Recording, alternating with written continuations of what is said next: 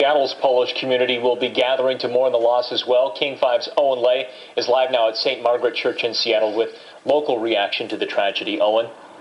And that reaction is shock, disbelief, and tears from some of the roughly 5,000 Poles and Polish Americans living in the Puget Sound area, many of them who now call this church their own.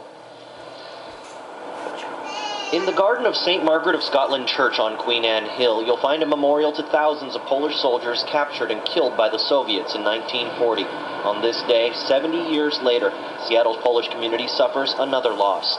Polish flags around town hang with black bands as thousands, many of them political refugees who moved here to Washington, mourn their president and all the dignitaries killed early this morning. It means everything. We are very close to Poland. Because we moved here, this doesn't mean that we no longer care what happens with our president. As I always say, they have their country like the United States, like a wife, but Poland would be always mother. So they always care what happens in Poland.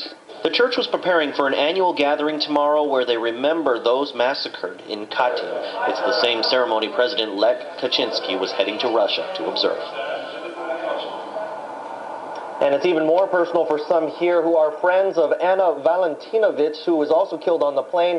She was a prominent independence activist who they say has made several trips to Seattle to talk to political refugees here. Polish community leaders tell me that they will have condolence books on hand at this church during their Polish services tomorrow, and they'll take those condolence books once they're signed and send them to the embassy and the consulate in LA and DC.